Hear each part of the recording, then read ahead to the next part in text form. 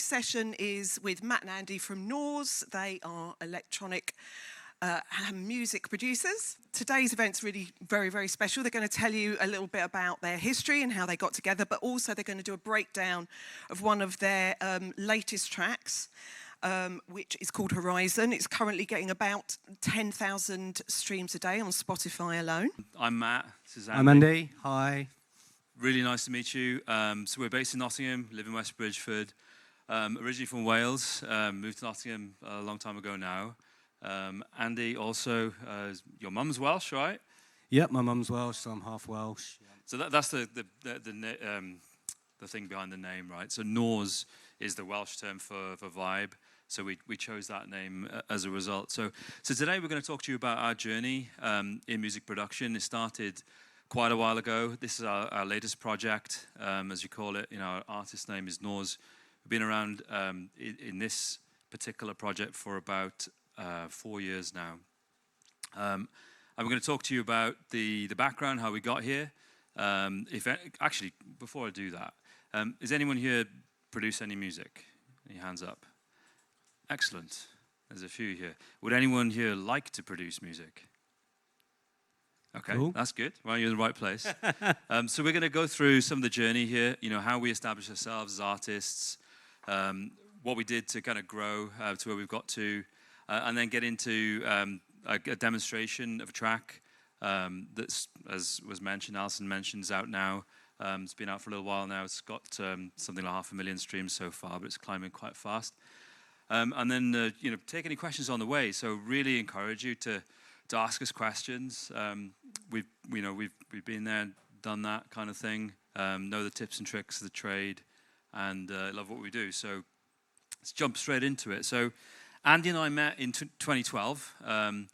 We actually met when our wives were pregnant with our first babies back then. So might be a distant thing for all of you, but maybe it'll come along at some point. So we got together then. We became really good friends. Did a lot of partying and clubbing and all that kind of stuff. At that point, kind of realized that we love music generally. Yes, we happen to produce electronic house music, but generally love music. But it was actually a little while before we said to ourselves, and we kind of, one of the probably many drunken conversations, Andy, where we kind of figured out, we both have done music production over the years. I actually started in the mid-90s when things were quite a lot different in terms of the equipment available and the kind of entry points. We established that we could do this thing, and we thought we'd have a go. We'll tell you a little bit about that background in a sec as well. We actually went professional in 2023. We signed to several labels. One of them supported by Warner Music, so one of the biggest music companies in the world. Our style of music is melodic house, progressive house. So you're going to hear some of that. We're going to play the latest track, and then we're going to kind of show you how we did it, and really welcome questions along the way as to any intricacies of it, whatever you want to ask along the way. We're really open to it. Our music is kind of an analog and digital fusion, and what I mean by that is we have a fully custom-built studio that we use, but we also combine kind of digital tools within audio workstations. We use Ableton, but also outboard analog gear as well. So that's pretty important for us because we're kind of rare in this scene in that we DJ internationally, but also produce and perform live with instruments as well, which is quite a tall order, Andy, isn't it? It's quite stressful. It is, yeah. do you want to mention exactly where we start? Obviously, so we've got a custom-built studio. Yeah. Where did we start, Matthew? We started in a garden shed. Yeah, literally, there's the pictures. If you go on our socials, you'll see the garden shed. It was the most dilapidated garden shed. It's actually kind of part of the way we got to know each other. Yeah. Big night out, and I said, Andy, I've got a shed down my garden. I've got some whiskey down there. Do you want to go down and listen to music? Yeah, that was it, yeah. We did that. And then that shed eventually, a few years later, as we started to get going on this thing, we started to buy some equipment, buy some speakers, and buy some keyboards and stuff like that. And that became our original recording studio. Since then, we've built a purpose-built studio now, fully sound-treated, all the works as we turn professional. With this particular project, we run about 10 million streams at the moment, growing pretty rapidly. We do upwards of maybe 150, 200,000 streams a week. We've had 27 top 40s in the dance charts globally, which was a surprise. Because I suppose at this point I should probably mention, when we formed, we weren't called Nors. Oh yeah. What were we called, Andy? We were called Eggplant, after the emoji. I think it was a drunken conversation in the salutation. I think it was. It was in Nottingham. Just coming out of lockdown when you know they just first opened the pubs, and I think it was a friend of ours was like, oh yeah. We weren't taking ourselves too seriously at that point. No. And he was like, oh yeah, why don't you call yourselves Eggplant, you know, like the emoji. So, we thought, great idea. Yeah, until, one of our first signings with a record label called Sakura, a Dutch record label, they loved the track because the track that was playing as you guys assembled here. But they said, guys, the name, got to change that name. And so we did, and that's kind of one of the first lessons here. We were mucking around when we started, right? We're just having fun, and then you kind of, you know, I'm sure you guys have done this already, or you maybe aspire to do it. You know, you have a go at creating some music, and you enjoy it, and suddenly you create something good, and then we kind of realized shortly afterwards that it was getting kind of serious because the traction started to grow, and the name had to go. So we became Nors. The minute we've got about 28,000 followers across our platforms that we run, which includes, you know, all the streaming services and YouTube. We've been lucky enough to have 10 supports from BBC Introducing, which has been incredible. I remember the first time that happened, that was like mind-blowing that we managed to get that.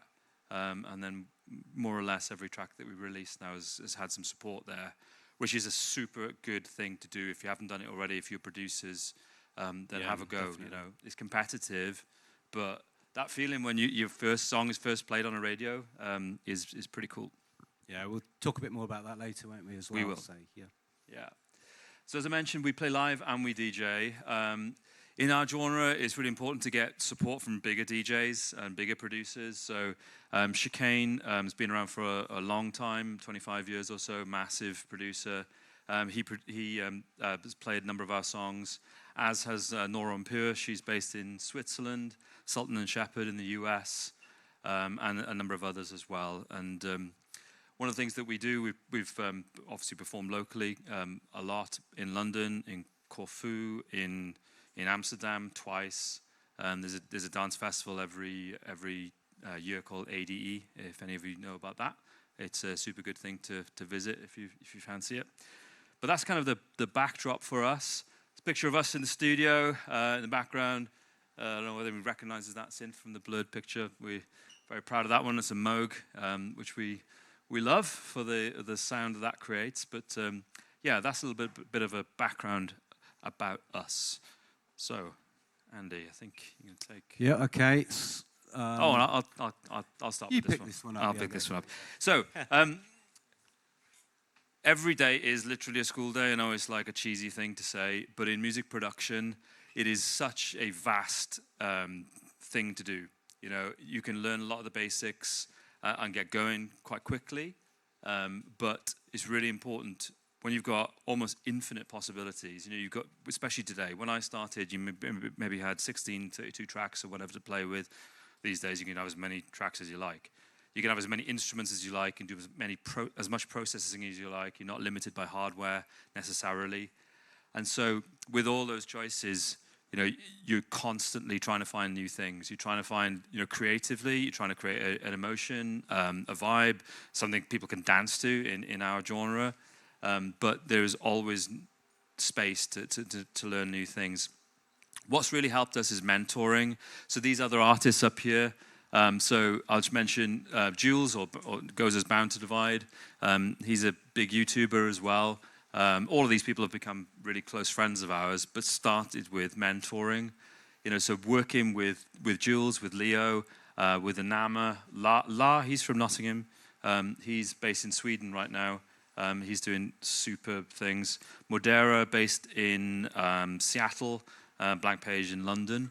And it's all about, you know, listening to other people, learning from them, because of just the intense complexity of music production, you can get started really quick, but when you dive in, it gets deep, deep fast. And so having people that you can rely on that maybe are slightly ahead of you in the learning curve is a really good thing. Second point, I'd say getting feedback is super important. It's kind of devastating sometimes. Yeah. You have to have thick skin in this industry. What will happen if you're producing already or you aspire to produce or you're just interested in it, then you'll find that you'll write a track, you'll do it on your own. You're like, this is amazing, I love it. I absolutely love it. And you're vibing away and you're like working on it. Maybe listen to it 1,000 times because you're producing it, etc. And then you show it to a friend or another artist, and they're like, yeah, mate, or they might say, yeah, that's great, and just because they're nice. But when you choose your feedback, I think you've got to try and be careful as to who you get feedback from. Yeah, don't just ask your mum. No, no, or your wife. Well, my wife thinks everything's not that good, but yeah. Yeah. When you get that feedback from a record label, for instance, and you built yourself up, you send it to a record label, and you either get no response or you get no thanks, mate, or this is not our vibe. You've got to have thick skin in this industry. You're going to get so many pushbacks. It's normal. Don't take it to heart. It's going to happen. Yeah, 100%. And it was a good, probably at least 12 months, I think, before we got signed to a label, wasn't it? Yeah. Constant submitting demos, and like you said, you got all those knockbacks, and some people you get no feedback whatsoever, and then there's other labels that we've worked with who are a little bit better, and they might give you tidbits, and you might think, well, maybe that's sort of compromising my creative integrity a bit. But what we find is generally, reach out to 2 or 3 different people, and if the message that you're getting is the same, then there's probably something in it. Yeah. So try and make those changes then to your tracks. Yeah, and I think it's especially true if it's kind of two types of feedback when you're getting feedback. One is like whether people emotionally connect with it, whether they like what they hear, and they like the melodies, they like the vocal, the lyrics, the whatever. Everyone's got a different taste, so you've got to be careful with that. If it's technical feedback, like your mix sounds muddy, the stereo image is crap, it's not loud enough, it's the snare drum's not kicking through, the whatever. And if you're getting consistent feedback on elements like that, technical feedback, it's probably sound.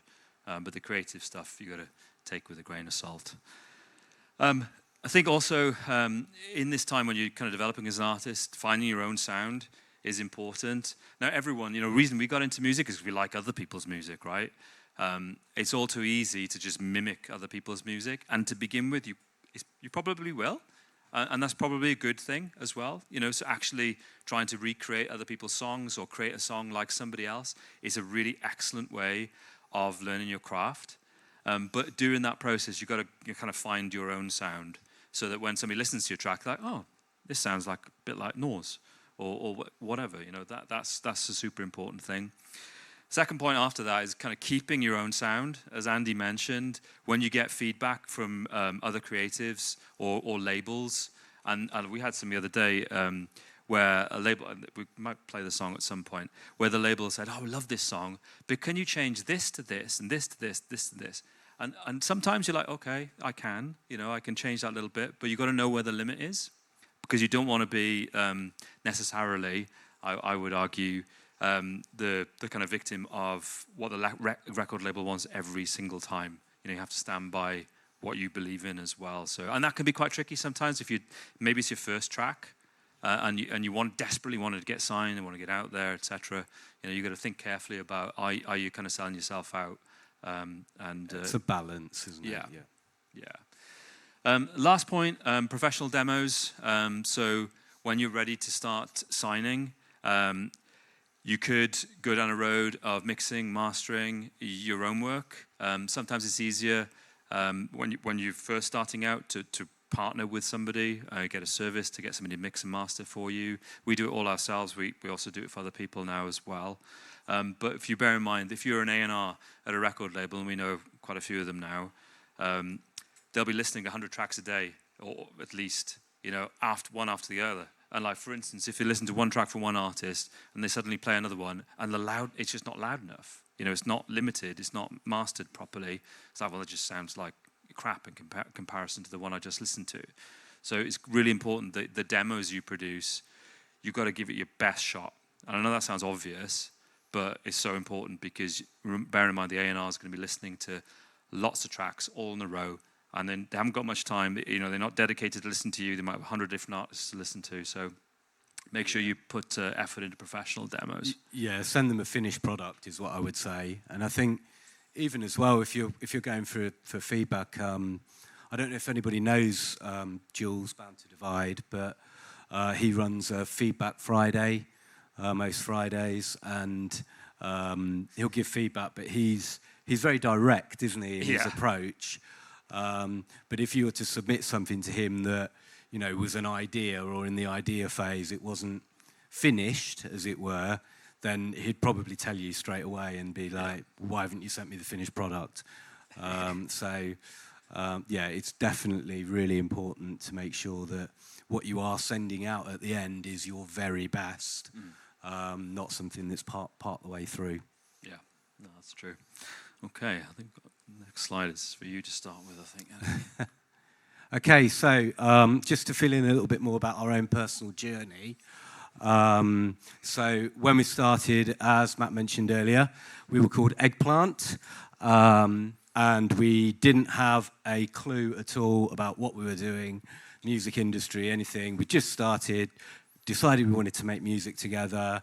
I think I'd started in FL Studio, and I'd done some production in there. Previously, I'd worked in Reason, and I think my personal production career started with Music 2000 on the PlayStation, which is probably a little bit before some of your time, but that's what sort of got me into the bug of music production. But we didn't really know what we were doing. We thought, okay, a song is, you know, a couple of verses, a chorus, sort of 5 minutes long, or however. And first thing we did was think, okay, great, we're going to do an album. We'll put an album out there. So we put an album out, and we did it self-release ourselves through DistroKid. So again, I don't know if anybody that produces here has released anything at all yet, or self-released. Actually, has anyone released? Has anyone released anything? No, not yet. Yeah, cool. Oh, you have. Great. What's your artist name? Why not? Oh, don't you want to be listened to? No. Okay. Tell us later. But yeah, did you release through DistroKid or through? Yeah. Okay, cool. So that's what we did. So we started release through DistroKid. And again, coming back to the finding your sound, it was a bit of a mishmash of an album. It was primarily in the melodic house genre, but there were a couple of drum and bass tracks on there, and like I said, there was no real structure to the songs that were on there. But, you know, we were still very proud of it. It was when we played our first live gig, we pretty much played the album through, and we got one or two people that picked up on it and really liked it. But yeah, that's where we started. And then we were sort of, as I referenced earlier, constantly submitting songs through to labels. At the same time, we picked up on BBC Introducing and thought, oh, hang on, well, you know, why don't we chance it and start to submit some songs to BBC Introducing? And the first 2 or 3 times that we submitted, again, didn't hear anything back. Or when you submit, has anyone here submitted anything to BBC Introducing? No? Okay. So when you submit to BBC Introducing, you'll get an email that says, oh, we've listened to your track, and then you might not hear anything else after that, and that's it. But if you're really lucky, then they'll come back to you and they'll say, oh yeah, we're going to play your song on, it starts on local radio. So Dean Jackson will play it on BBC Introducing East Midlands, and you'll get a thing to say we're going to play it on Saturday night or on Thursday night.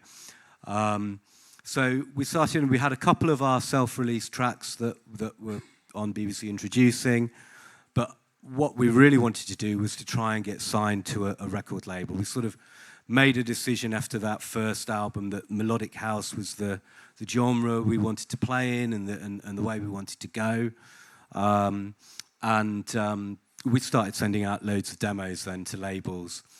That sort of comes on to where we've put choosing badly, because do your research, okay? So when you're looking at labels that you want to send your music to, look at labels and find out about labels that actually put out the music that you're making. So, you know, there's no point in us sending melodic house music to a drum and bass label or anything like that, because obviously they're not even going to give it the time of day. So do your research into the labels. You'll probably have artists that you like. Have a look at, you can look on streaming services at the label that put out their music, and start to think about targeting some of those labels. You'll get feedback, like we said, from some of them. Some of them you won't hear anything from. Some of them will just say, thanks but no thanks. What I would suggest is, if you do get more than just a thanks but no thanks, I've never known really, well, we've had a few actually, labels who've said, yeah, we'll take it straight away. But generally, with a lot of our tracks, we will still get stuff that'll come back from labels, and they'll say, oh, well, can you tweak this slightly, or can you do this? But then you kind of know that you're onto a signer then. So that's quite good if you then take that feedback on board. We actually had a track that we'd sent to BBC Introducing that was unreleased, and off the back of that track playing on BBC Introducing, we had a label contact us and say, oh, this is amazing. We really, really want to sign this track. Can we sign your track? And then they said, but can you just make it like 15 seconds shorter? So we had to do that, but yeah, that led to us signing Whisper, which is actually our biggest streaming track to date. So yeah, choosing badly. We'd sent some stuff to some wrong labels. The first track that we ever got signed was to a Brazilian label, and it took them months and months to actually put it out, and eventually it just got stuck on a compilation and didn't really get any time of day. We then signed, I guess, to our first professional label, a label called Free Grant, and put out a track with them, and then that sort of snowballed. So once we started to get that interest from people, I think it sort of starts to get your name out there in the scene a bit more, and we started to make some more signings off the back of that.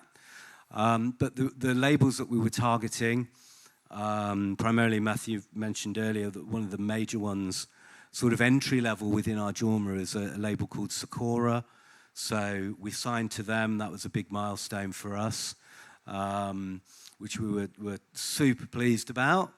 And another label, Monowave, as well, that we were targeting, and started to get stuff signed to them. We then signed 4 tracks to one label, didn't we? So yep. that was good. And again, choosing badly, one of those tracks had gone to another label, and we didn't really agree over the contract, did we? So we went somewhere else. But it was a long journey. Contracts. Yeah. Don't sell yourself out. Read the small print. Yeah, definitely. There are some, most of the labels that we're signed with, they've got good values, and they're good people, and they're not going to do something you wouldn't like. But there's always room for negotiation in record contracts. It's important to read them, and if you're unsure, get some advice.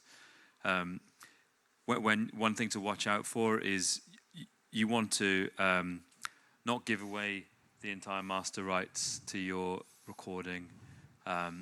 You'll hear lots of things these days, because you already heard Taylor Swift. She had a relationship with one major label that I forget, but she got fed up with them. She fell out with them, and so she re-recorded her music, because her original contracts they had locked her into those contracts so that she could. They owned that music. So if you probably know, she famously re-recorded her music and put it back out there. And as a result of her doing that, record labels now, they have like a Taylor Swift, we don't call it that, but it's effectively that, a Taylor Swift clause in there, which you've got to watch out for as well, which is to stop you from re-recording your music if you were to fall out with them. The other thing to watch out for is the longevity in which you sign. Even though to begin with you might feel like amazing, you can sign for a long period of time, but you never know what's going to be around the corner, right? If any one of you makes it big, and maybe in a room like this, maybe one of you will. You don't want to be regretting that song you did 20 years ago that's doing hundreds of millions of streams or something. So, just stop and pause before you rush into a contract, because it can be quite exciting, but be careful. Yeah, and I think that, I guess one of the other topics just worth talking about on here is obviously we've decided to go down personally the record label route, and I know in this day and age a lot of people do just decide to self-release, and that's totally cool as well. And we know some of our peers and other artists who just self-release as well. And obviously that's great because you get to keep 100% of the royalties for yourself, and you do give up a fair bit in going with a label. But I think early on in our career, getting signed and getting a label behind us was a platform that we felt we needed to give us that boost in streams and volumes and grow our fan base, really. So yeah, our most successful song, and I guess one of our real milestones, was getting over 1 million streams on a song. And that label were super confident. They were backed by some really good sort of playlisting groups. And we'll talk a bit more about playlisting in a second, but they were so confident they sent us the social content in advance of the release for when our track was going to hit 500,000 streams, when it was going to hit 1 million streams, and this sort of thing. So we were like, surely not. But yeah, it did.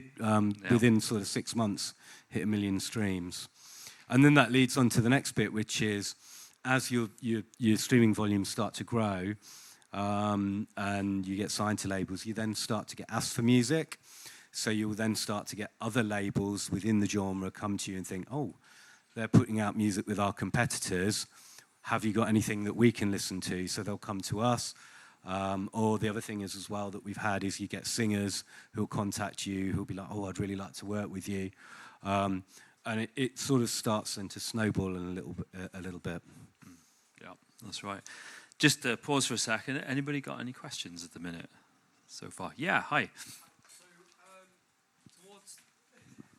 Towards the start, you said we should try and sort of find our own personal sound. How do we know when we found that sound?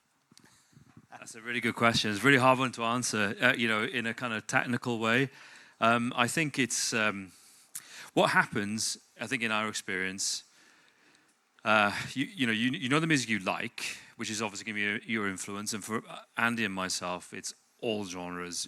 Everything from rock. In fact, I was a punk singer at one stage in the past. Punk music, rap music, hip hop, whatever, a whole lot, classical music, whatever. What we found is that once you start getting into a workflow of producing music, because despite this being a creative process, you will develop a workflow. So, in fact, you need to, because once you're signed to a label, they'll expect you to release songs at a particular rate. And so you develop that workflow, and then as part and parcel of that, and maybe some of the first songs you release, you start finding patterns in what you're doing. And so for us, when you listen to our songs later, in our genre, we're known for merging electronic and analog stuff.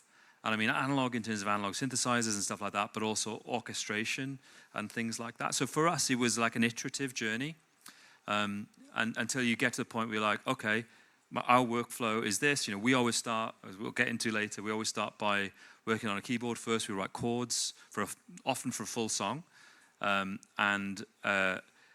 then we build it out from there. As from a full. Some dance music producers will do like 8-bar, 16-bar loops and things like that. We don't do that.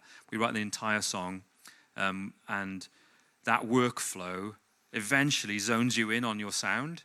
And once you've got a few songs out there and the labels are signing you, like, okay, well, some of the instrumentation that we've used, some of the things that we've used in the prior songs, we'll continue to use them. And then that eventually becomes your sound, Andy, I think. Yeah, so, exactly as you've just said there. So you can then look to say, okay, well, I'll use this preset on this track.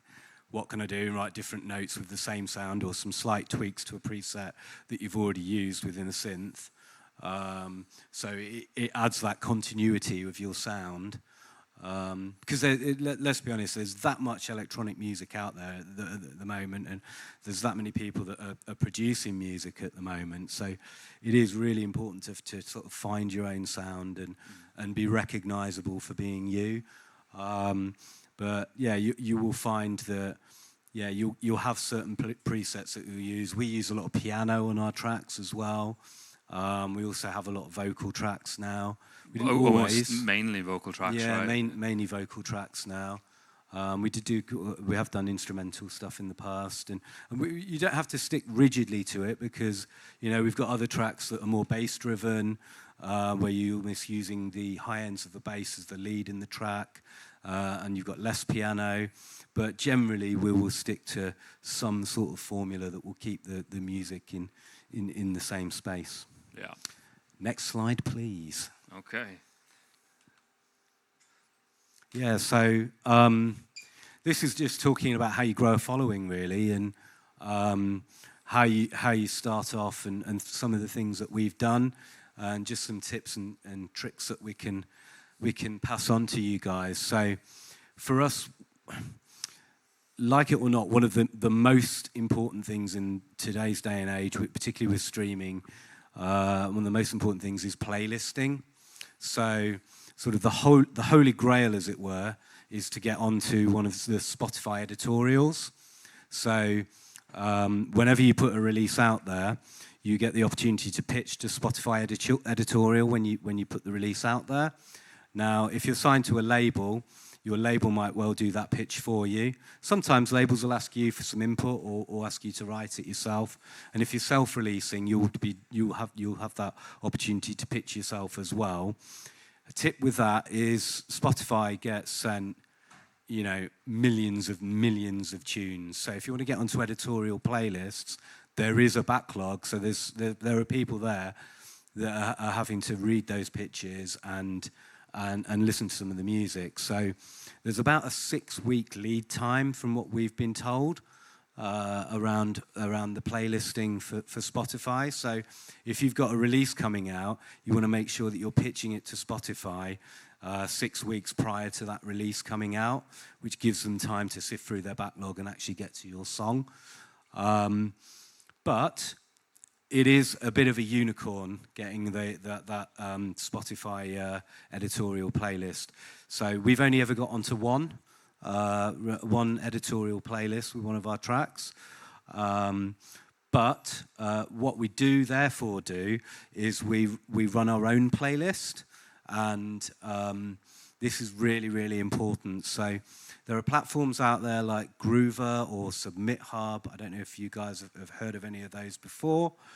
And those platforms are for independent people who work as playlisters, and they take submissions of music. So it's not necessarily pay to play, because that's not legal.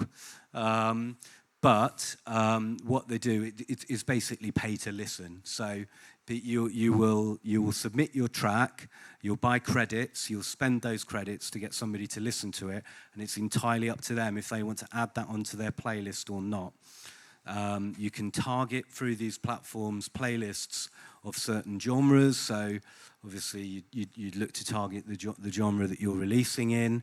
So that's how we kind of started. So we'd started to grow, because when you first put a track out into the world, other than the people that you just tell about it, nobody's going to stream that track really, apart from if people are following you on your socials and this sort of thing. You may pick up some streams. So playlisting is key.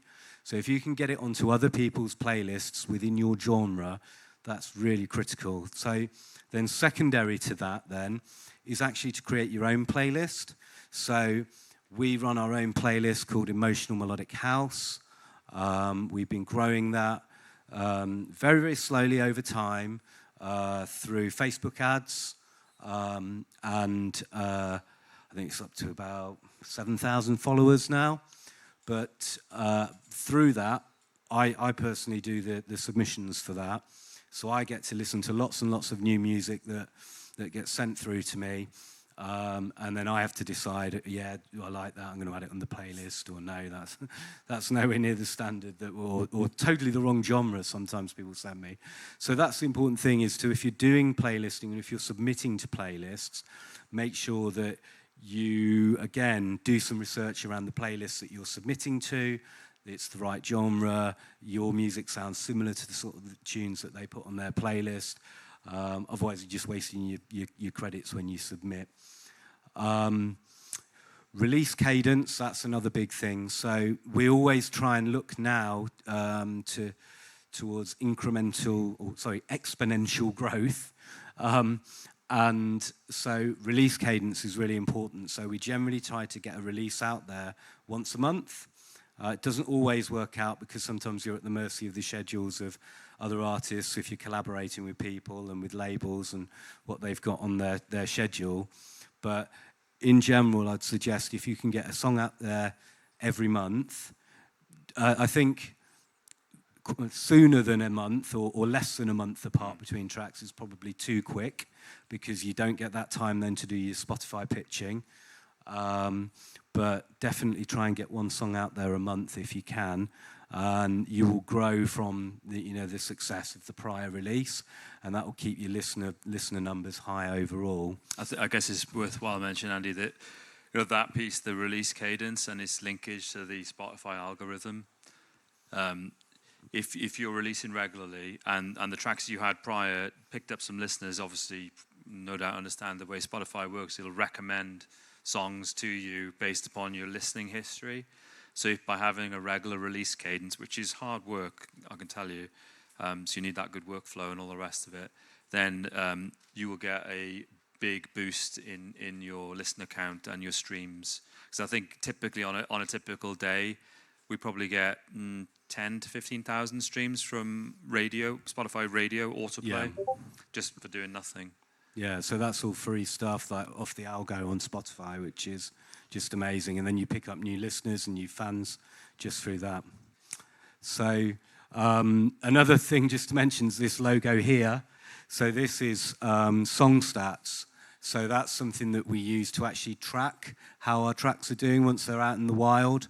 So it's a third-party application that you can use, but it's got API hooks into all of the streaming services, so it pulls through all of your data around how many streams you picked up from different platforms, how many views you've got on YouTube, and everything through there. And I think it's got a new feature now that picks up radio plays as well. So that's really insightful in letting you know how your tracks are performing and helping you to maintain that popularity index level and your release cadence. Social media, I think we'll talk a little bit more about that in more detail in a second. But again, we've worked hard to grow our social media. I mean, we're not huge, but we've been at around 7,500 followers on Instagram for a while. And, it's a bit of a grind, but we really had to work at Instagram.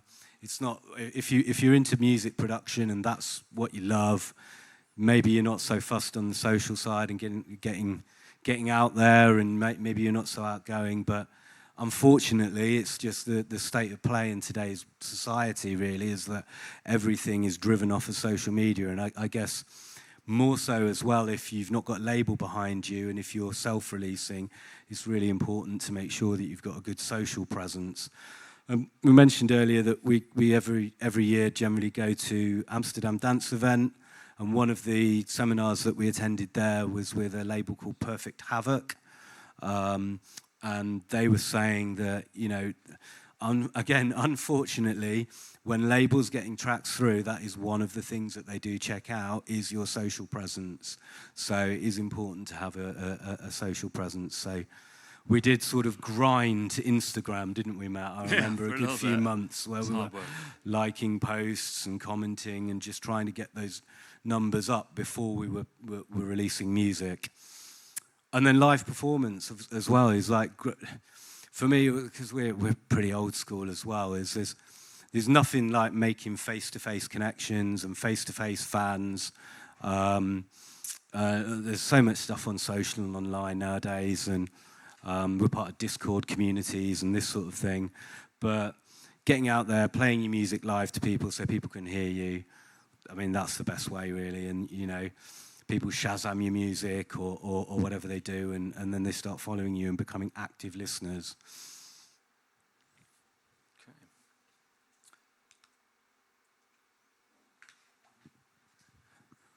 So, just to talk a bit more about this, so this is follows on from that. So this is around networking. So, and again, love it or hate it, to be honest. For me personally, I enjoy networking. I enjoy meeting new people, making new friends, and music is a great way to do that. And sharing music that you love with people and finding out about new music from people has always been, throughout my life, one of my greatest sort of pleasures, really. But we've worked hard at networking, so again, nothing really beats face-to-face. Generally, we attend sort of industry or melodic house type events, so major label events like Colorize events and Junideep events. Just meet people, make friends. Some of the mentors that we spoke about earlier, you often get to meet them in person. They introduce you to other people. And there's a lot to be said for the connections that you can make face-to-face with people. Online, if you want to talk a bit to the online stuff, Matt, because I know you're very active on the Discord and stuff. Yeah. So Discord, obviously, anyone use Discord here? Probably, yeah. Yeah, so Discord's great. Obviously, it emerges really for gaming and stuff like that, but it's sort of hugely popular with music production and anything to do with kind of technical. You got a question? No, sorry. Okay. So Discord, yeah, it's amazing for getting to connect with people. Great for like technical feedback as well. You can send files and you can obviously share your screen, all that kind of thing. So that's been super useful. There's a number of big Discord communities out there, and there's typically one out there for every genre available, which is great. Instagram we've talked about. We have dabbled a little bit on TikTok, but that's not really our fan base there, I don't think. So we've not stopped that. And then WhatsApp, obviously, to keep in contact with a bunch of people as well. Collaborations, super important. We increasingly do collaborations, mainly with singers, occasionally with other producers. So these folks here, they're all singers that we've worked with. So Leo, Krista, Wildflower will do the breakdown of the track with Wildflower. Taylor Renee, Okafu, and Luke. They're excellent artists. Luke's based in Leeds, Leo's in Bristol, Krista's in Los Angeles, Wildflower's in Kentucky, US, I think. Okafu is in Chicago. And so, you end up doing a lot of stuff online to get the music done. Yeah, and just before we leave that slide as well, the other important thing to mention about events is, and building your fan base, is we actually run our own event here in Nottingham. So again, we met a guy, a DJ, a chap called Tris, who become very good friends with at an event that we went to. And we said, look, there's no real melodic house scene in Nottingham. Nottingham is very sort of tech house or drum and bass based. So we decided, well, if there's not anywhere that's playing the music that we make, why don't we start something up that plays that music? So we run an event called Deep Underground Knots, and it's in the Whistle and Flute Cave. So it's a pub on Derby Road, and there's a cave underneath it. And we've run 5 events now. We've got another one coming up towards the end of April. So if anybody wants to come down and check us out, we'll be playing there. But we normally get some big industry headliners down as well. So people that are big within the genre that we're within. It's really grown and gone from strength to strength. And it becomes then a hub to meet other people. So we get a lot of other producers that come down there. We ask a lot of our other producer friends to come and play and join the bill.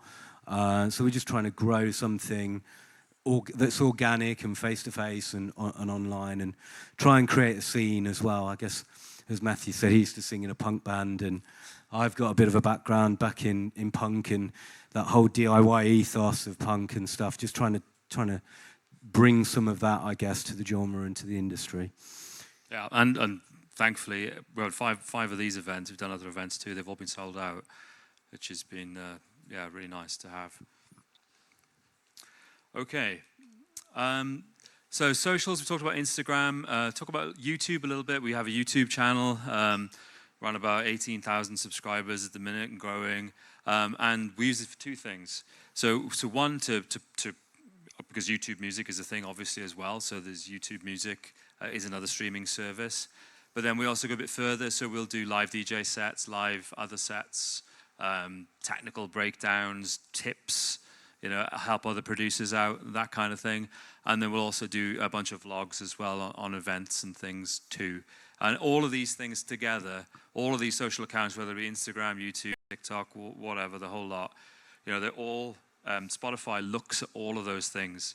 So it uses, it spiders the internet and it pulls down your stats related to where you are, wherever you are, and it all feeds into the algorithm to promote your music kind of algorithmically. So you've got to have like to use like a basketball term, a full court press on all of these things to be successful in 2025. Other things, having a story. So yeah, we told you a little bit of Andy and I's story, our background. So that helps, keeps people kind of interested in where the music came from. In terms of the writing itself, some of the lyrics in there, they're all thought about. That's the nature of our type of music. Getting good at video work is pretty good. Good thing to do as well. It should be like a table stakes skill for you guys. Whether it's just using your phone, learning things like DaVinci or other video editing suites. You've got to have that skill in your toolbox really as an artist in 2025. Even though we're signed to some big labels, they still expect you to do a lot of that work for you. Some of them will, that's a video that one of the labels did for us. They will do some stuff for you, but in order to keep the onslaught on social media, you've got to do a lot of that yourself. I think as well on that is you don't necessarily have to do that, but I think if you can do that, it's one of the things that can give you the edge. So as I said earlier, there are countless artists out there trying to make it and do the same thing. And if you've got extra skills that you can bring to the table, it sets you apart from other people. So we've gone and we've done stuff filming for Colorize at a Colorize event, and it's something that then you can offer some of these other labels and other people just to help them out as well, and helps you just get ahead of some of the other guys that aren't doing that stuff. Yeah, true.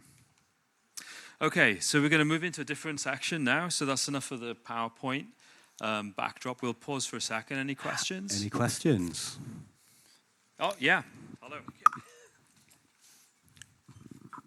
So this is also towards the start. You mentioned about feedback. Is it important to message, like people like you for feedback? And would we possibly get responses, or should we ask, say, friends, family?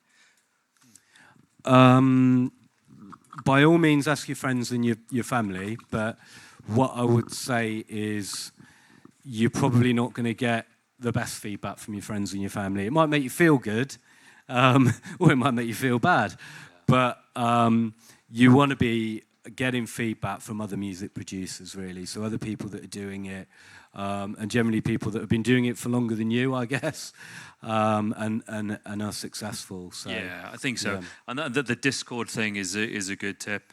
So if you know an artist that you like, invariably these days they'll have a Discord. Some of them have quite big Discord communities, and you'll find people like yourself on there, and they'll have a feedback channel within the Discord.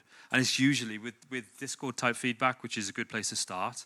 It's normally you listen to a track, you give some feedback on somebody else's, and in return they listen to yours and give you feedback. But it's, as I said earlier, it's important to have thick skin, because especially your first tracks, unless you're an absolute prodigy, Your first feedback will probably not will be hard to take, but keep pushing. Remember to listen to things that are technical, you know, those kind of technical mix master type and arrangement technical things. They're probably going to be true, but take with a pinch of salt their creative feedback, because, you know, that's your art that you're talking about. Okay. Anybody else got Any questions? Okay, so we're going to get into the DAW now, digital audio workstation. Come on this side. And first thing we'll do is play a particular track, and then we'll tell you how we made it. And hopefully that will be interesting. So where is it? Yeah, so just while Matthew's queuing this up, this is going back to what we were just talking about, a video that we made in conjunction with one of the artists that we've collaborated with. And I think you did a lot of the editing on this, didn't you, Matt? I did, yeah.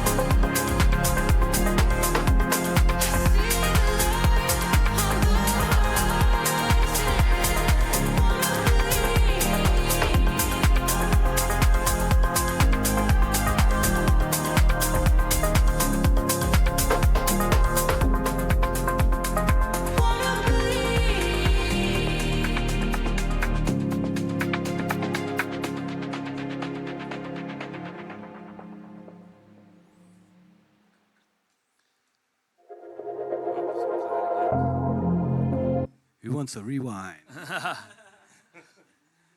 Cool. Okay, so what we're going to do now, just for the next part, is just to do a bit of a track breakdown for you. So of those of you, I guess, in the room that produce, who uses Ableton? Okay. Excellent. So a few of you. Okay. And is anybody else using any other DAWs? Okay, what do you guys use? Do you want to shout some stuff out? Okay, Reason? cool. Okay, you use Reason. I used Reason a good while ago now, about 10 years or so ago. I used Rebirth, the one that come before Reason at some Yeah. point. A long time ago. Does anyone use FL Studio at all? Yeah, okay, cool. You're sort of nervously putting your hands up, like. But yeah, there's a lot to be said, I guess, about different DAWs, and really it's just a tool that you're using to make your music. And nowadays, as we know, a lot of the plugins will work across different DAWs. A lot of the DAWs really do similar things. It's just about your own workflow, I guess, and what suits you best and what you find you can work the quickest in, and really what you get on with. So we're not here for DAW wars or anything like that, but our DAW of choice, our weapon of choice, is Ableton. So, yeah. So we're going to talk to you today about Horizon, which is the track that we just saw the video of. We'll give you a bit of a breakdown. And as again, just to touch, this is a really nice track to do because it touches on some of the points that we spoke about in the presentation. So this is a definite collaboration. So this is a track that's a collaboration with two other artists. So a producer called Milesy, who is somebody that we met at an event and we know from online as well. And he's a DJ and producer who's been doing it a few years longer than us. And also another lady who sings on it, who you saw there in the video, Wildflower, real name Christy. And she produces as well as sings under Wildflower now. She's a graduate at Lambda Music School, isn't she, in Los Angeles? So. Yeah, and she's super, super talented. Yeah. But this track started, I don't know if you got SoundCloud there, Matthew, so it started with this, which was something that Milesy sent to us. So normally part of our own workflow, as Matt said, generally we will start with chords. He actually sent us something that he titled Chords First. So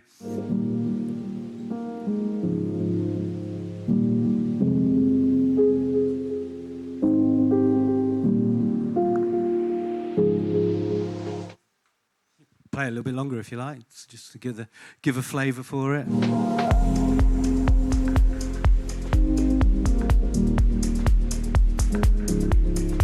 So this is fully instrumental. You can recognise the chords from the chords that you heard in the video. But what we'll talk you through is what we did to this.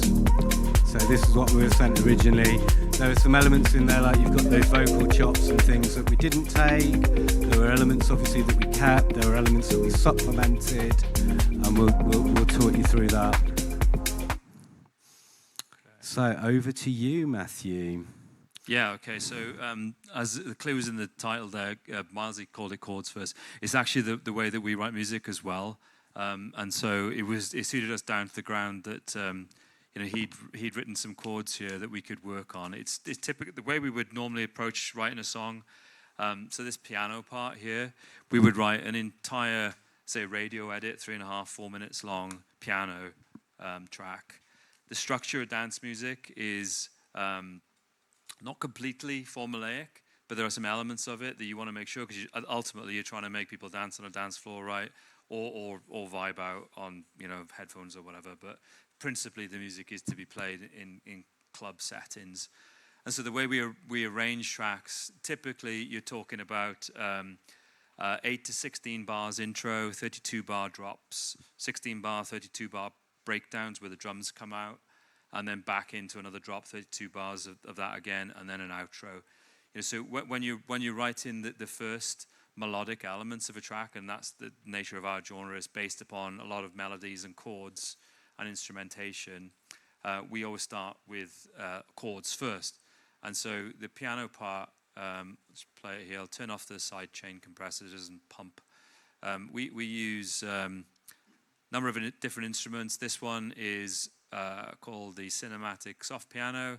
It's by a company called Spitfire Audio. So this is a paid-for plugin. Spitfire do a free plugin as well. So if you're interested in something that sounds kind of similar, maybe not as expansive and not as adaptable, you can go on Spitfire's website and you'll find they got a section called Labs. and you'll find these kind of pianos cheaper. So yeah, you get, is it the BBC Symphony Orchestra thing that you get for free with, which is excellent, which is incredible. Like the actual quality of the sounds in it is amazing. So this is the piano part on its own.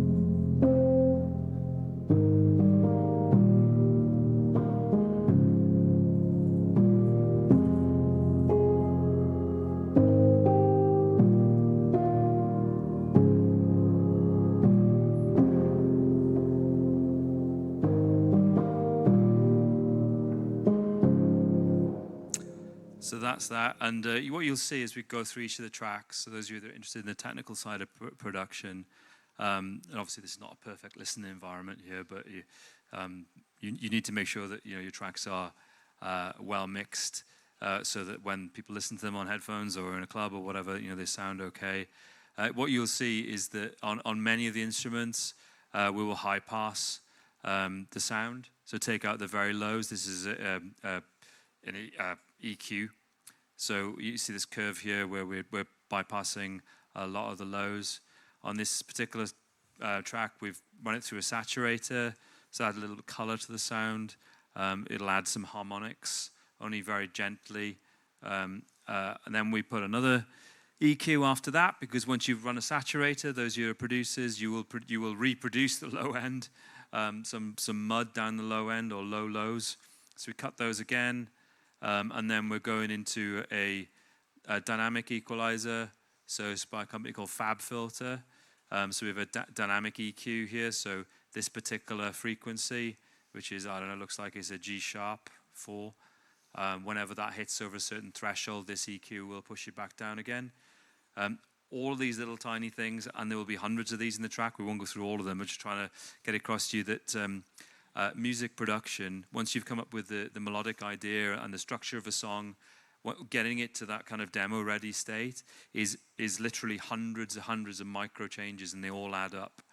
So that's an example of something that would happen with that track. Then we'd pass it into a reverb, again by Fab Filter, medium length reverb, 1.7 seconds. And then this knob here is to do with the mix. So the dry signal is obviously without the reverb, and the wet signal would be 100% there, so it's about halfway. So that gives it the kind of the right vibe. And then I turned it off for that solo playthrough. I'll turn it back on now. So if I play with the piano with the compressor on, with dance music, obviously you want to focus on your kick and bass. You want that to be, the anchor of the song. Showed you already how you kind of high pass the low sounds so they don't compete with the kick drum or the bass sounds, but also you'll find in dance music the use of compressors or volume duckers so that you move away the melodic elements when the kick drum hits. If you don't do that, then from a technical perspective, you might get some phase type issues or other kind of destructive interference if two sounds are in the same shape, or if they're exactly opposite and they come at the same time. They will tend to sound like nothing at all. We do also tend, I guess, as Matt's saying there, we do tend to mix and have the mix in mind as we go. Yeah. A lot of people will say, okay, well, you do a mix and master at the end. No. We do go back round and do a mix and master at the end once you've got all of the components in the melting part. So we'll have a look at the mix again then, but. There were certain things, as Matt says, that we'll always do. So, and we didn't always do this. This is stuff we've learned over the last 3 or 4 years, often the hard way, and sometimes through picking up feedback and watching plenty of YouTube tutorials and all of this stuff, which is available to all you guys online, and picking this stuff up, but. We do mix as we go in, and we make sure that the low end isn't muddy, and certain elements that aren't competing in the same frequency space as well. So as an example, I'll turn the compressor back on. You'll probably hear it kind of pump, just to give you an idea of what I was talking about.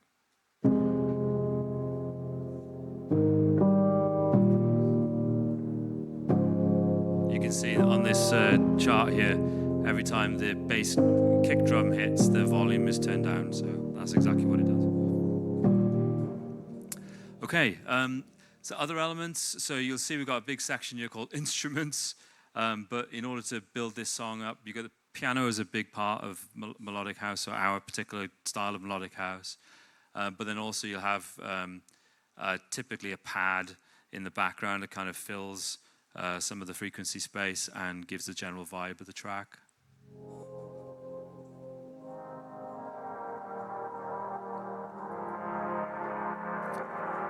Oh, that's big.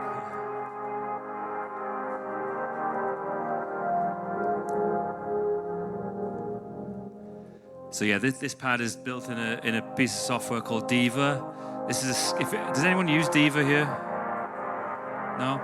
So Diva is an excellent analog emulation of multiple kind of retro synths, and you're able to change various parts of it. So you can change the different types of oscillators, different filters, different LFOs. You're able to recreate some synthesizers that are, as hardware synthesizers, are extremely expensive. So that's a kind of a cool piece of software. That's the skin you've got on top of it as well. So if you do get Diva, don't worry, it doesn't look anything like that. You use a special skin on top of it, don't you? Yeah, I do, to make it easier for me to use. So you've got a pad there, and then in the track as well, there's some other elements. It's quite important to have some things that are kind of make the song sound unique. So we've got a sample in here, which is quite predominant in the song. So we don't use an awful lot of samples, but for some things we do. What effects have we got on there, Matt? Have we got any effects on the sample there? Yeah. So again, we've got a high pass. We've got an auto filter, which is a low pass filter. And you see where it's got this red dot here, those of you that are Ableton users. What you'll see an awful lot in our tracks is these red lines, and these are automations. And so we've automated this part of the audio channel. So as it plays, the high end frequency will drop. So I guess it'll, to simply explain it, it'll make it feel like it's underwater kind of vibe by automating that. We've got some other processing here. Again, sidechain compression so that it grooves with the rest of the track. Yeah, and don't underestimate, obviously, the power of automation, I guess, as well as a whole. Dance music, by its sort of inherent nature, is very repetitive. So I guess one of the traps we found that we fell into when we first started producing is, your songs can sound overly repetitive. So that's where automation really is your friend, because most things, as Matt said, we are automating. We're changing, pulling in and out different frequencies, dialing up distortion, dialing down distortion, even just as much as sort of automating the volume on tracks as well. So it helps to add some more interest into sort of repetitive patterns that you've got going on within your track. And talk about a repetitive pattern. This particular channel, this pluck arp, again, it just plays in the background. So sometimes you end up with relatively simple pieces in your track. And you think if you were writing a song from scratch and you just did this, you'd be like, what am I doing? But as you're building the track out and you've got the main structure of the track, you're looking to add extra elements to it. You can see there that the filter's opening up and it's repeating. Because that's opening up, that's bringing energy to the track. So as the track moves on, you probably don't really notice it in the track itself, but when it's isolated like that, it helps you to pick that out. Yeah, and there'll be a bunch of other little tiny things in here which are...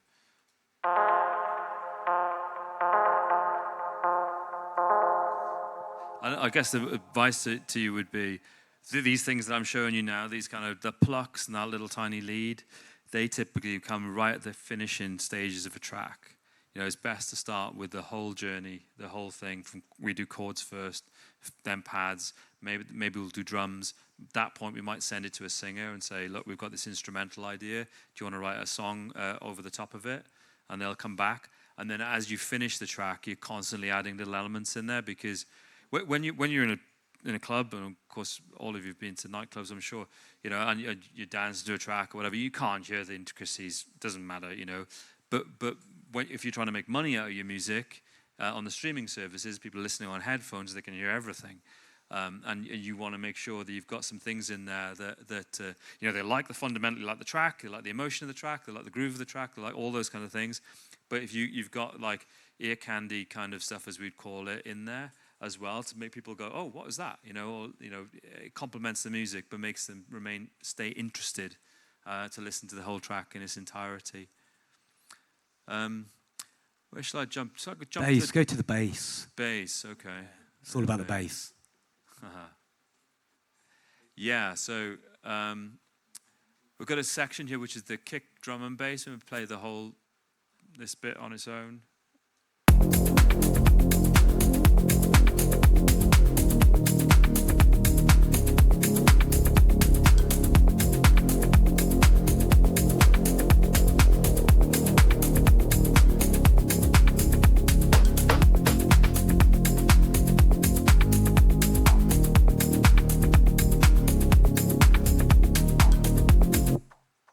Yeah, you like bass, Andy. You talk about the bass. Yeah, I love the bass.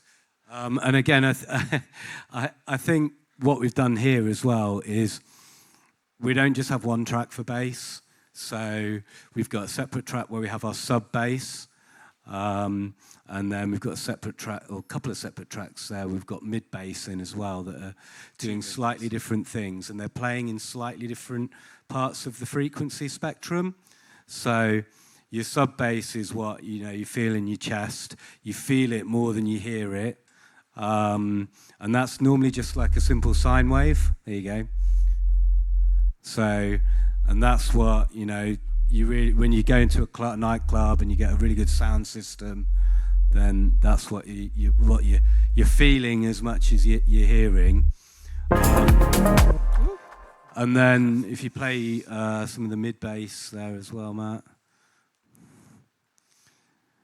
That one. I'll play the top one there, Reese. yeah. So the Reese, yeah.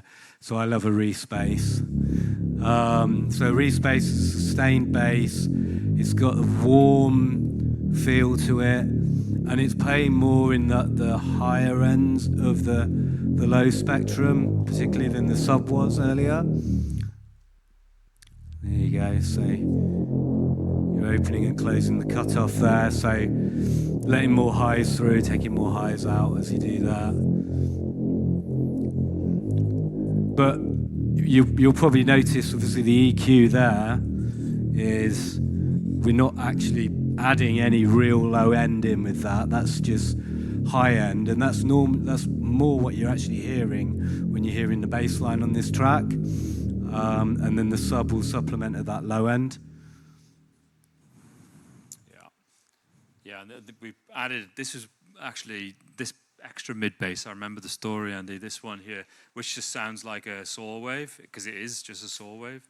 On its own, it's like, what the hell is that? But it was one of the feedbacks we had, once you hear that in context, adds like a little warmth to the song.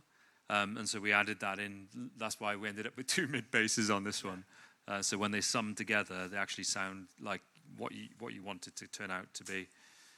Why don't we talk about the drums a little bit? So drums actually get quite complicated quite fast, but at the same time, you've got to make sure they don't get too busy, and you've got to make sure that they groove accordingly, because it's the kind of fundamental of music. So we've got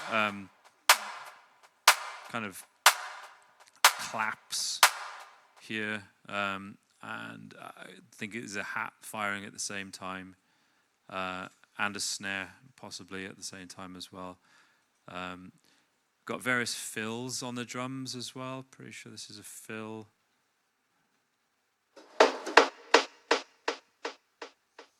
So yeah, they're just in sporadically throughout the track, just to give it that energy, and to keep the energy going throughout the track. What we got here?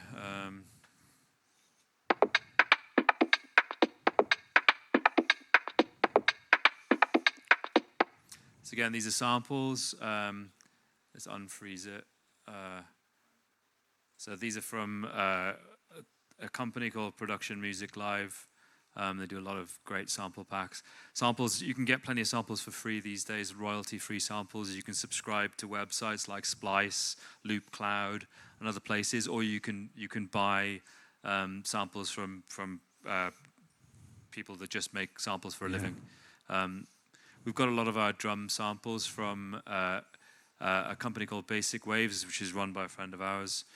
He employs percussionists to play things in the studio and then sample it so we can reuse it accordingly.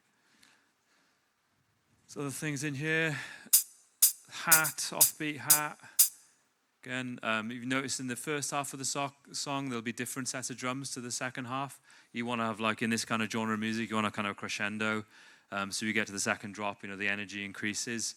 And there are simple ways to do that.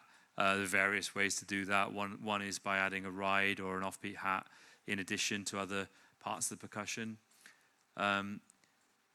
We've got a shaker in here as well. And again, each of these tracks, they're all got a very similar processing chain on them. So you're high passing to get rid of any lows. Maybe you've got an auto filter on there to automate them through the track. Sometimes you use a bit of panning effects, as well as static panning, obviously, to get the right stereo image on your track. We're using a bunch of effects here to kind of subtly move the instruments in the stereo field, not through a dramatic amount, because otherwise it'll make you feel sick, especially if you're wearing headphones, but enough so if you're listening on a stereo system that it gives you the sensation of space. Yeah, what I'd say as well is that when I'm doing the playlisting, I hear a lot of music by a lot of new and upcoming producers, and probably one of the pitfalls that people fall into is that they don't pay enough attention to the drums, particularly around things like the groove. And I think using panning and filtering and a number of these other effects really adds to the, I guess, the humanization of the sound and makes it sound more organic. So we'd like to go for some quite sort of organic sounding percussion on our tracks. And sometimes I'll be sent stuff to listen to for playlisting, and it will be just a basic 4/4 kick and snare, and there's no width to it, and it just starts to get a bit repetitive. So and no groove, right? Yeah, no real groove. Yeah, so. Yeah, because the groove, maybe there's some musicians in here that understand that probably more than I do, but you're looking at some of the offbeat sounds, some of the 8th beat sounds to be sometimes slightly off the grid. You've got to be careful with that, and if you start to swing things off grid, then you've got to swing everything off grid. Otherwise, it gets a bit of a mess. So there are little things like that. You'll see down the bottom. We're using a groove here, groove pool. And what that will do in each of your instruments, so these instruments, for instance, let's pick a different one.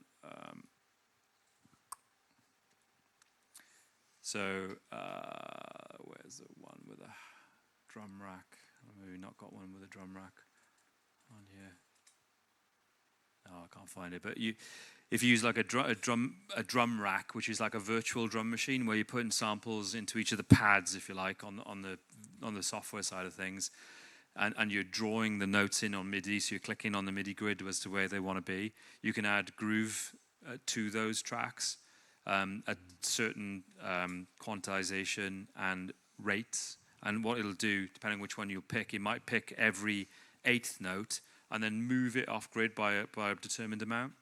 And then once you've done that on one track, you probably have to do it to the piano. You have to do it to any other MIDI instruments as well. But it's what makes people dance. So if you've got like a really rhythmic arp going on, or as Matt says, a piano, what you can actually do in Ableton as well is you can extract the groove from the track as well and apply it then onto another track. So that sort of carries that through your song. Okay. All right, so I counted this like 13 or 14 drum elements alone in that track, just in that group. In terms of the group processing, we tend to add a tiny bit of reverb on drums because you don't want them to sound completely dry, but at the same time you don't want them to overwhelm the mix as well. So you're talking about tiny decay time, so less than a second decay, and a low dry wet. So again, if you're producing, have a play with that. Once you've sorted your drums out, tiny pieces of delay. And reverb. Reverb can trick you sometimes because you're listening to something, you put a bunch of reverb on, and you're like, oh wow, it sounds amazing. But then you put on everything, before you know it, it sounds like a mess. Muddy soup. Yeah.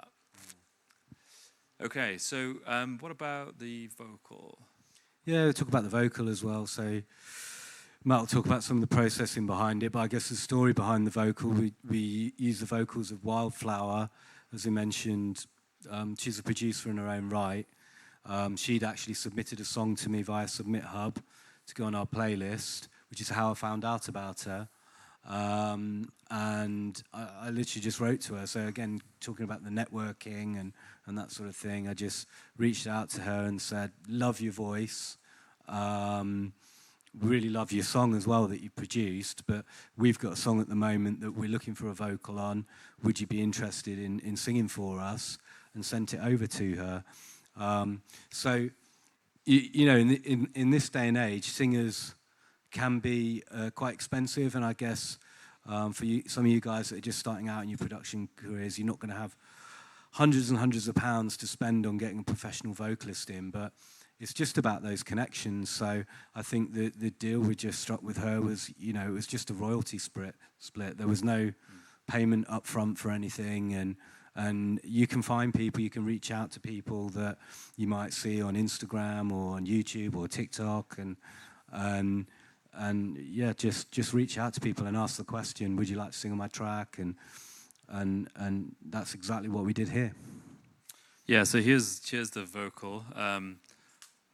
I think there are a few harmony parts as well. Yeah, there are. So actually, I'll play the main vocal in solo, and then I'll show you the harmonies.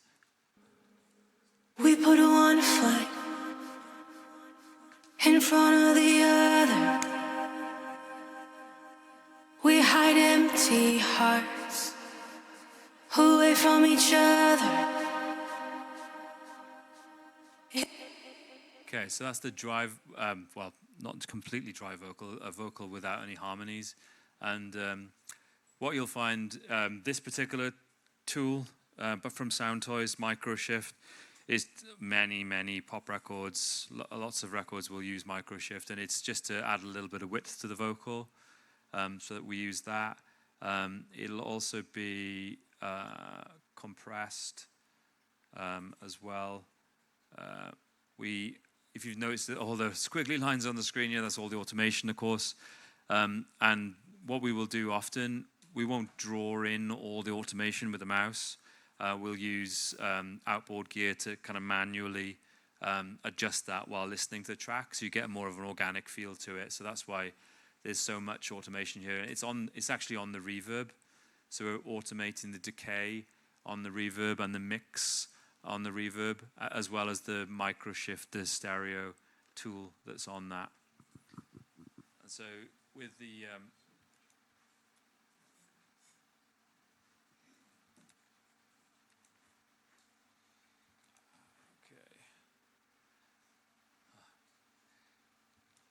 as you can see, there's like 6 or 7 layers to the vocal. So the first one was just the main part of it. She recorded multiple harmonies associated with the vocal as well.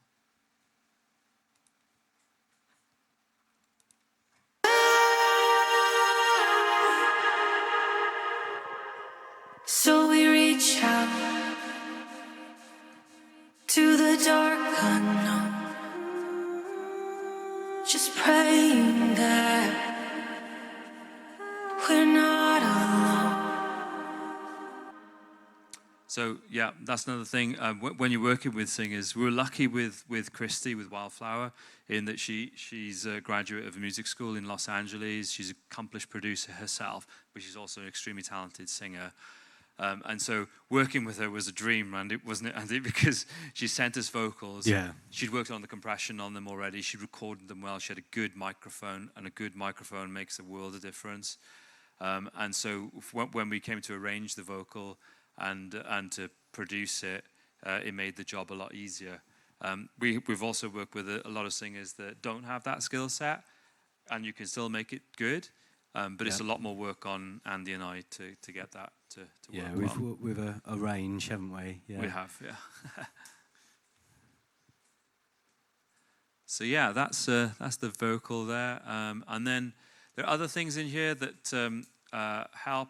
So we've got the main, let's see where that is.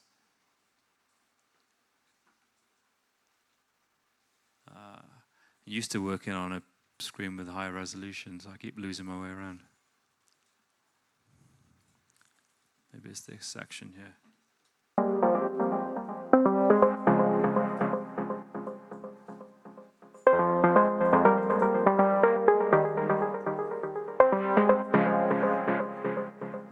So that's the kind of main synth sound that goes on in here.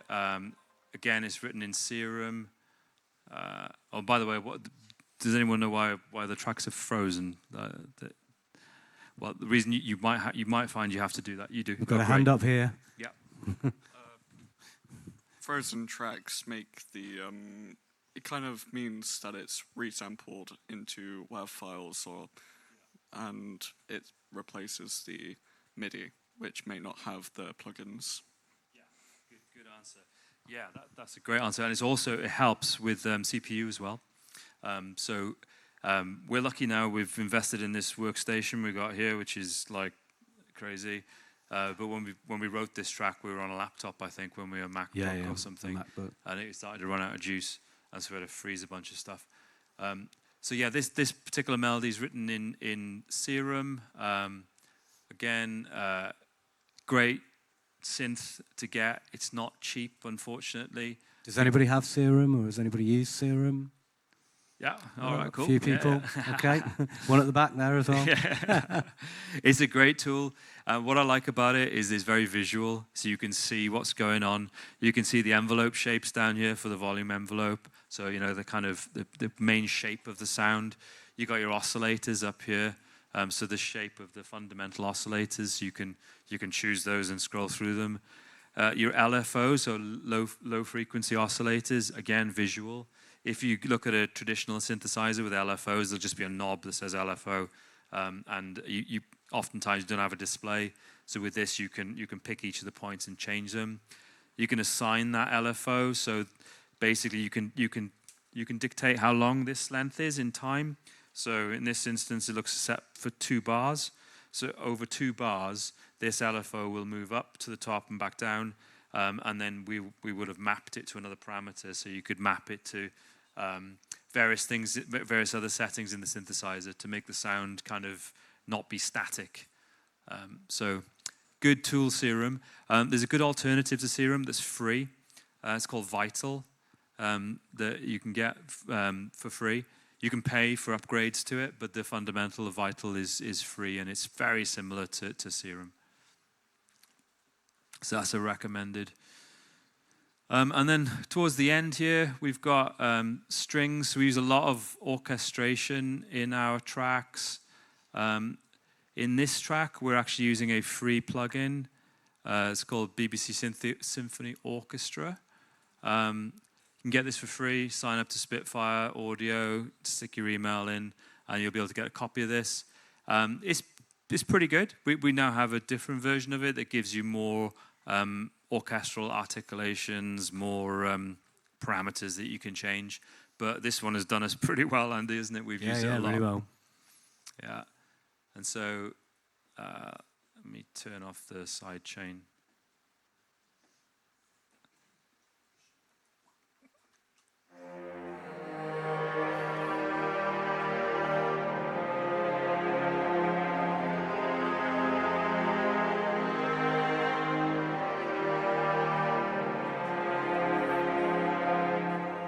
So again, it's not that common for acts like us to use orchestral sounds in our music, but it's when you were asking the question earlier, one of the guys over there, I can't remember who's gone now, was asking, how do you find your own sound? One of our key elements of our sound is a piano and orchestral sounds. Yeah. And you could just tell from listening to the strings there, the emotion that brings to the track and the depth that it brings to the track.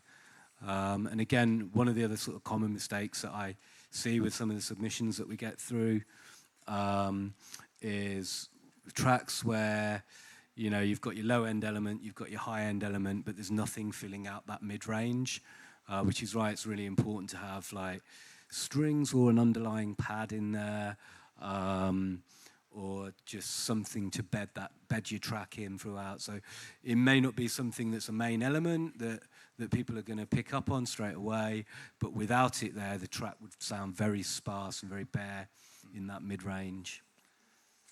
There's also the strings that are towards the end of the track, Matt, that comes in. It's probably worth just covering off a bit about arrangement at this stage as well. So Matt touched on this earlier. So, and I think one of the biggest pitfalls I mentioned earlier that we fell into when we first started producing was not really knowing how to structure a dance music track. And there are a couple of different ways that you can do this. A lot of dance music is designed for the club, so you get a lot of tracks that are sort of 6 minutes long and this sort of thing. But if you're looking to get signed with, certainly some of the labels that we were looking to get signed with, when they've got to listen to like a ton of demos, really what they do want to hear is the radio edit. So they want to hear a version of a track that's about 3.5 minutes long, 3 minutes long, this sort of thing, because that's what's going to serve them well on streaming platforms and on playlists. That's not to say you can't have an extended mix and you can't do an extended version. You need an extended version for dance music because you need a version for the club.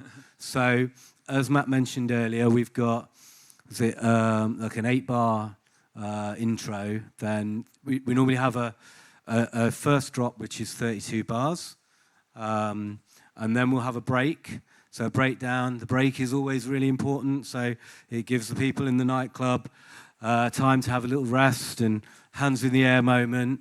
And that here you can see there is this section here, that's 16 bars. Sometimes you'll have tracks, or we might make tracks where you might have a longer breakdown of sort of 32 bars. And generally if we do that, it'll have more of a build into the main drop, which is the second drop.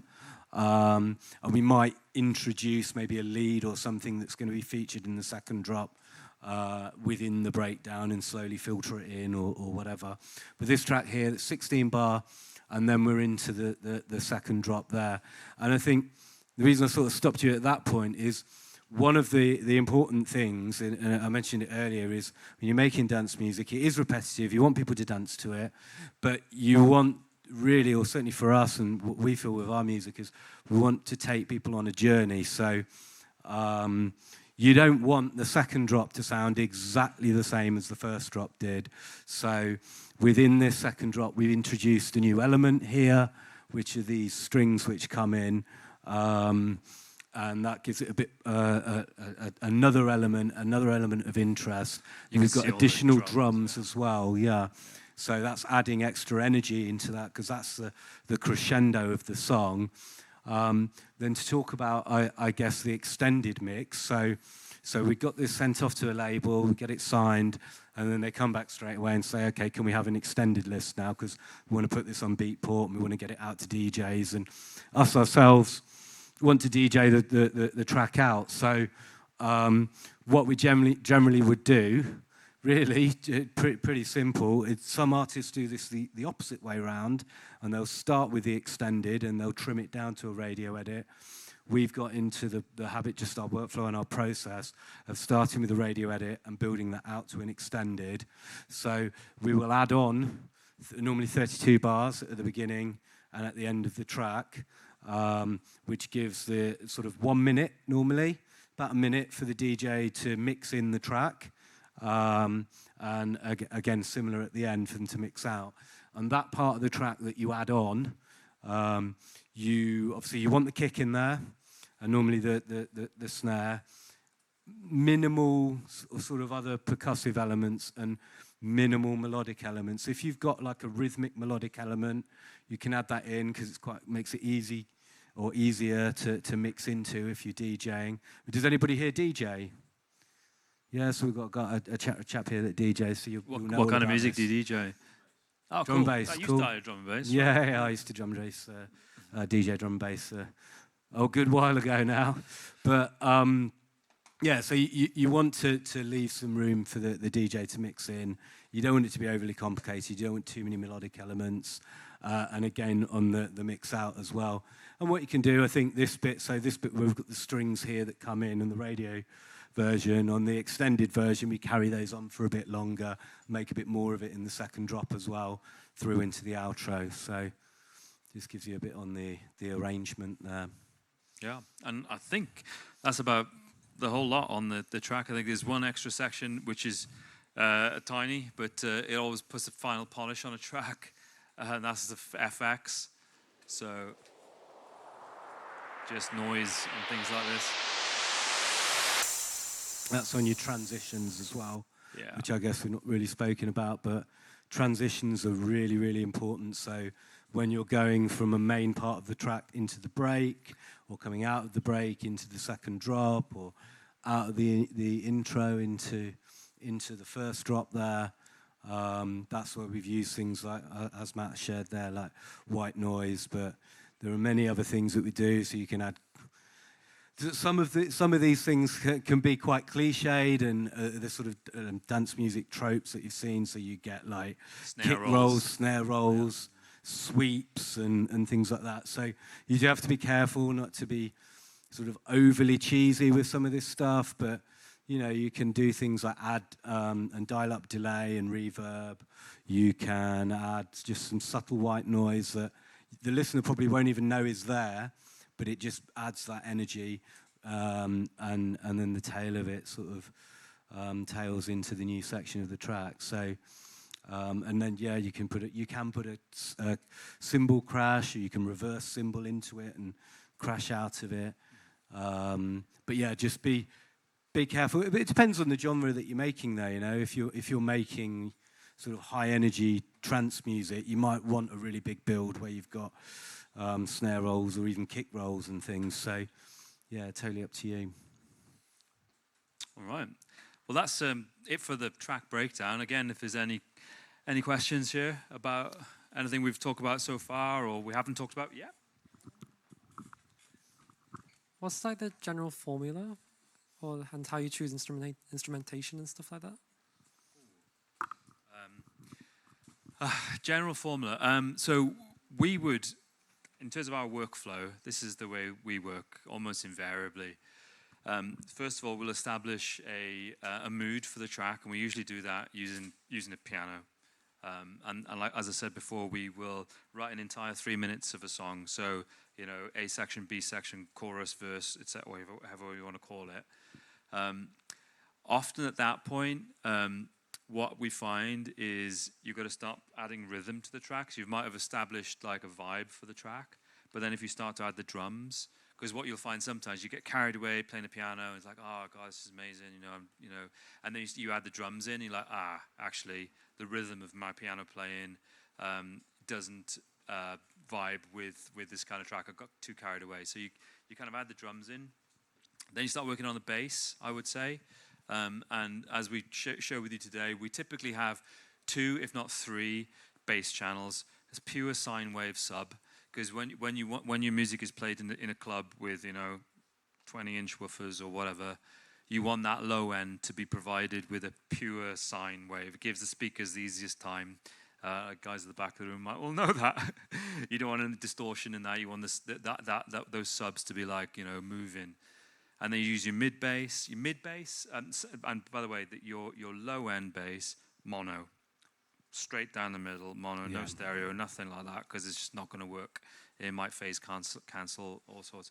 So the mid bass, we would tend to high pass at like 100 hertz or more, and in that kind of bass, you probably want some stereo in that a little bit. Certainly as you go above 200 hertz, so you would maybe adjust the processing so that it's like that. And then kind of we're into then more melodic elements. Once you've got the vibe and you like the chord movements, because the chord movements often give the emotion of the track, you may have inadvertently created some melodic elements in your piano, because those of you that are kind of musical theorists will know about voice leading arrangements. So you might end up put some melodic elements in the piano itself. You might want to build on those, or you might want to start an independent channel with a synthesizer, whatever. And what we will almost often do is jam it out live. So yeah, we'll get into the DAW and do the clicking in the piano keyboard roll, etc. But I'll often like put the song on a loop, 32 bars, whatever, and just play away until I find something that's a useful melody. And probably at that point, Andy, you're like, you can start to arrange a track. Yeah, then you can start to arrange it out at that point.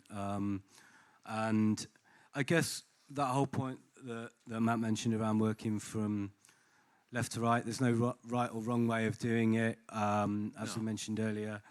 And some of our tracks will start this way as well. We might just create a 16-bar loop or a 32-bar loop and then build that out. So I know a lot of people like to work in that way as well, and there's no real right or wrong way of doing it. I think because our tracks are more melodic and musically focused, that's why we generally tend to work from left to right and build those chords throughout the track so they develop, and it's not quite so repetitive as it develops. But you can work in either way. And then, yeah, as you said, then you probably got the track at a stage where you could send it to a vocalist. So if you've just got forget about the intro and the outro really, but if you've got a break and a first drop and a second drop, and even actually if your second drop sounds exactly the same as your first drop at that stage, you could send it to a vocalist to see what they come back with. What we did do, just to touch on using vocalists as well, we have made tracks with splice vocals. What I would say is I would advise against it. If you're learning production and you're starting to get your first few tracks out there, by all means, pick up a vocal sample from Splice and experiment and try that in your track.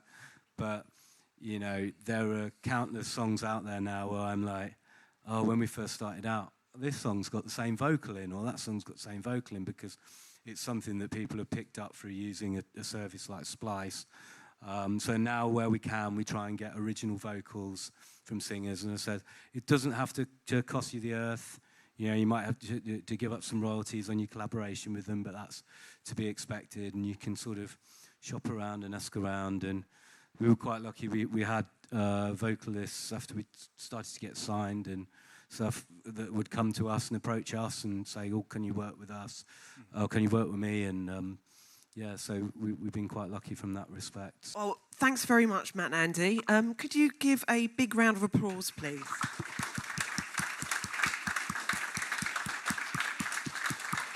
Thanks ever so much for today. If any of you want to just hang back and you've got any other questions you might have for Matt and Andy, then do hang back. Otherwise, you're free to go.